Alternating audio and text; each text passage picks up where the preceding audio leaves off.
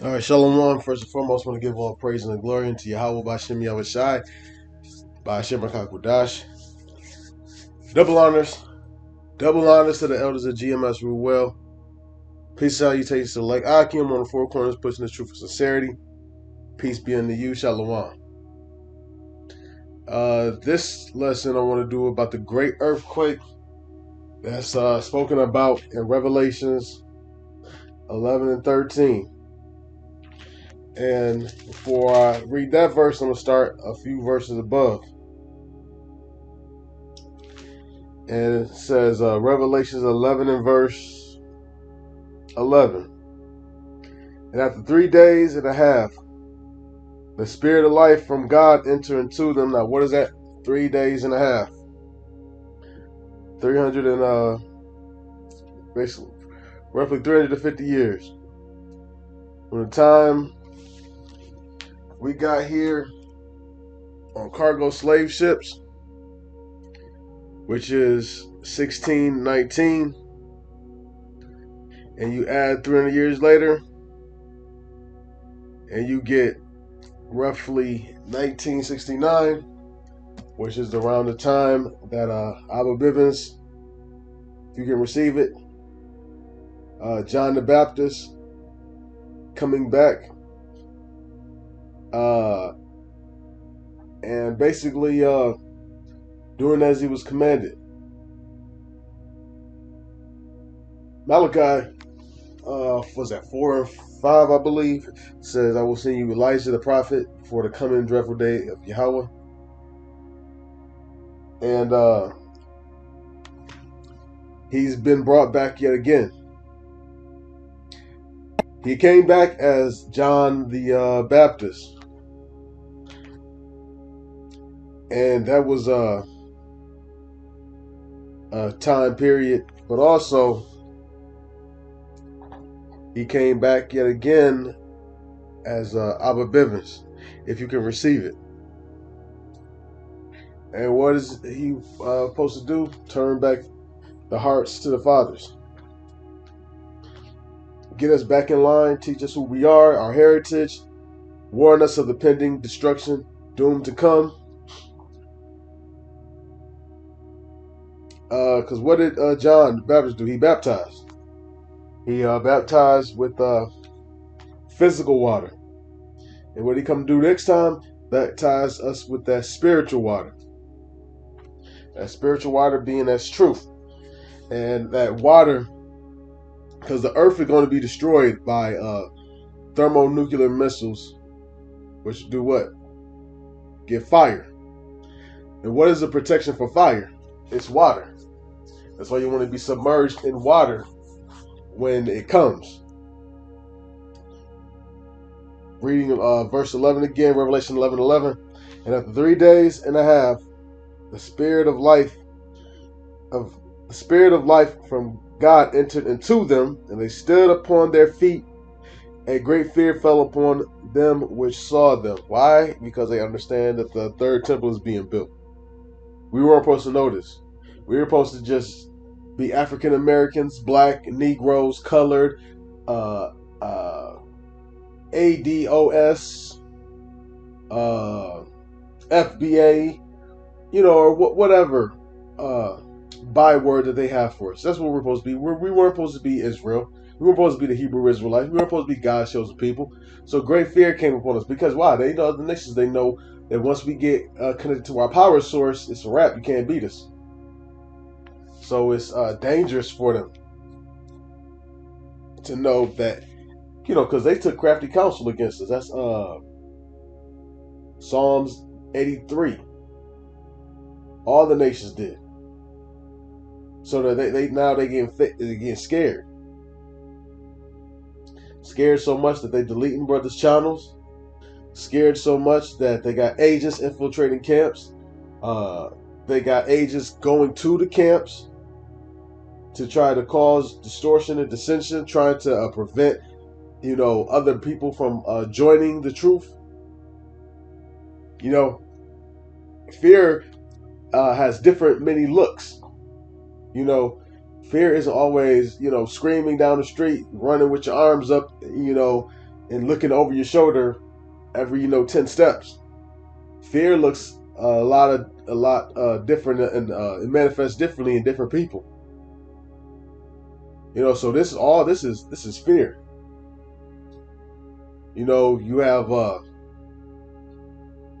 the unicorn, which does our heavy lifting, but it also he uses it to now doing these sometimes it's even our people, but do these AI videos of us, make fun of us, mocking us, and it's going to be also used to demonize us as well. So fear looks like that, because when you get scary, what happens? You get on the defense. You ever seen an animal that's trapped in the corner that's scared? What does it do? It gets defensive, because if it can't run, it's in the corner. Because what are these other nations? They can't run. You can't. If they go up into the heavens, you got the chariots. They go down to the oceans. They got the serpent. So where can they run? They can't run anywhere. So what do? They get defensive, and they resort to defensive tactics, and that's what you're seeing. But getting back to the point, which is about this great earthquake. Verse 12, and they heard a great voice from heaven saying, "Come unto them." Slakia. Let me read that over. And they heard a great voice from heaven saying unto them, "Come up hither." And they ascended up to heaven in a cloud, and their enemies beheld them. What's that? That's talking about the rapture, us being taken up. Yahweh willing that we are of that number. Because when the missiles come, you got to be up out of here.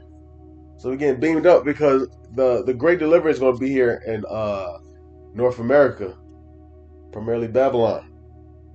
That's where the missiles are going to be hitting mostly. Other places are going to get hit, yeah.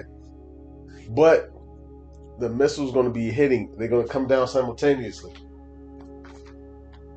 And the same hour was there a great earthquake, and a 10th part of the city fell. Now, why does the rapture come when the great earthquake is happening? Because what is that great earthquake? The great earthquake is not, some natural disaster of, accumulation of tectonic plates shifting with one another and causing some, nah. This great earthquake is caused by these other nations shooting their arrows at America. Because the scriptures say, "This earth shall reel to and fro like a drunkard." That's that earthquake. Boom, boom, boom, boom, boom, boom, boom, boom, boom, boom, boom. All these missiles being launched, all these arrows being launched at Babylon. So that earthquake that's happening is caused by the ICBM missiles, also known as the arrows. And that's why the rapture takes place then, to avoid that earthquake. That's why it also says, I saw, what was that, Revelation chapter 21, I believe. Revelations 20. Yep. 21 and 2. It says, "And I, John, saw the holy city, New Jerusalem, coming down from God out of heaven, prepared as a bride adorned for her husband." Why? Down from heaven, because it had ascended up in that cloud. Because New Jerusalem is the people before it's the place. So that's talking about Jacob, the elect Israel, being beamed up, raptured, and New Jerusalem coming down. Coming back down, maybe you're not about to be in there forever, because we're going to reign here on this earth. So, coming back down, that's what happens. And the 10th part of the city fell, and in the earthquake were slain of men 7,000. The remnant were frightened and gave glory to the God of heaven. 7,000, meaning a complete number. So all the men in Babylon are going to die. Everybody that's left in Babylon is going to die.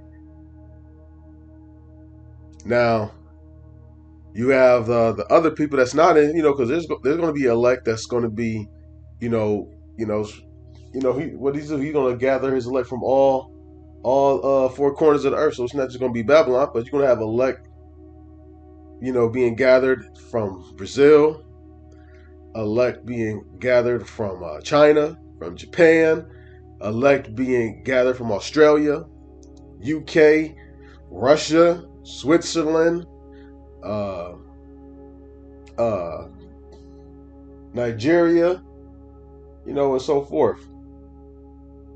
That's why Revelations chapter 7, it says 7 and 9, after this I beheld, and lo, a great multitude which no man could number, of all nations and kindreds and people and tongues, stood before the throne and before the Lamb, clothed with white robes and palms in their hands. Why? Because Israel was scattered. We already know that. That's part of the curses. Israel will be scattered. And guess what? Part of the curse is that Israel would lose their language, their heritage. So that's why we're speaking other tongues. I'm not fluent in Hebrew. I'm pretty actually decent with understanding the Hebrew alphabet, numerical, meaning and the meaning of the words. But far as being able to hold a fluent conversation with somebody, I couldn't do that. So I'm speaking another language. So that great earthquake is these missiles hitting, pounding America back to back to back to back to back. All right, and on that note, I want to give all praises and glory unto Yahweh Bashem Yahushai, Bashem Rakakwadash. Double honors to the elders of GMS, we will. Peace and salutations. Shalom.